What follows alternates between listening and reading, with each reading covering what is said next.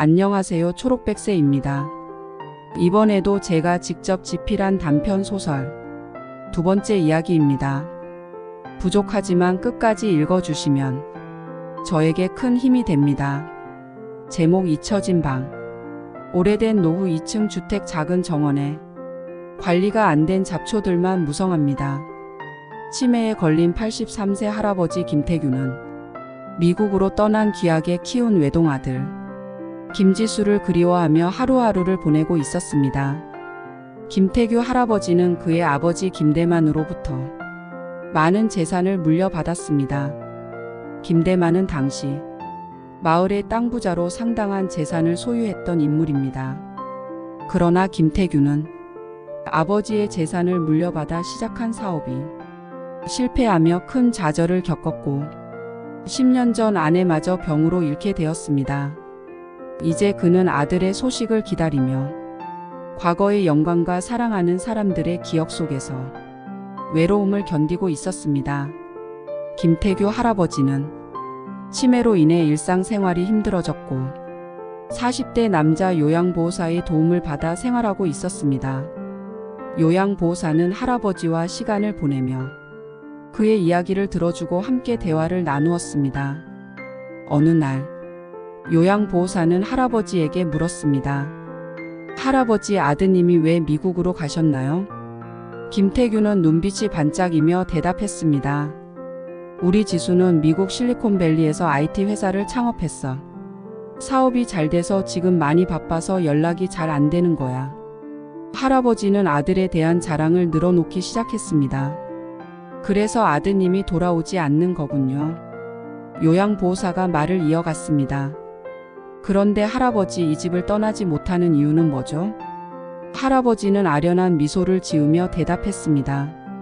지수는 반드시 돌아올 거라고 믿고 있어.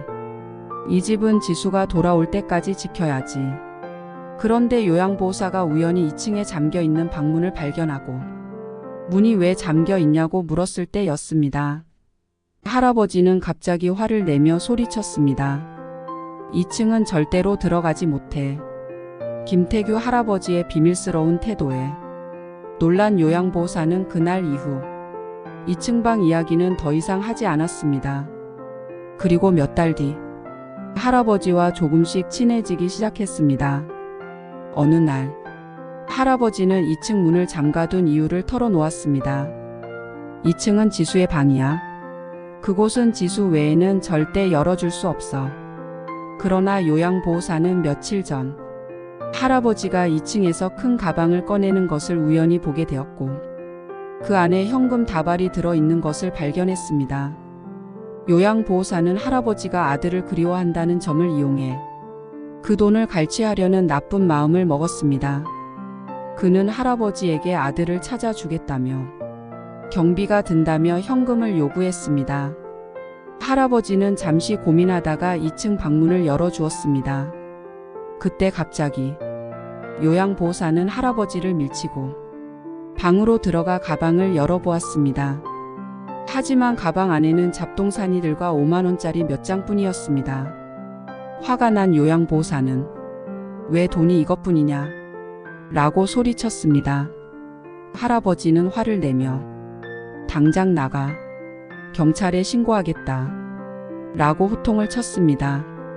요양보호사는 가방 안에서 작은 보석상자를 발견하고 열려고 했으나 상자는 잠겨 있었습니다.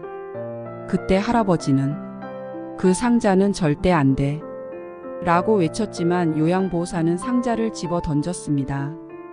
부서진 보석상자에서 파편들이 방에 나뒹굴었고 그 속에서 다이아 반지와 보석들이 흩어졌습니다. 할아버지는 그중 하나를 움켜쥐고 절대 놓지 않았습니다. 요양보호사는 보석들을 챙기려 했지만 할아버지가 꽉 움켜쥔 손을 펼 수가 없었습니다. 그러다 비상벨이 울리자 요양보호사는 도망치려 했고 신랑이 끝에 계단으로 급하게 뛰어내리며 할아버지와 몸싸움을 벌였습니다.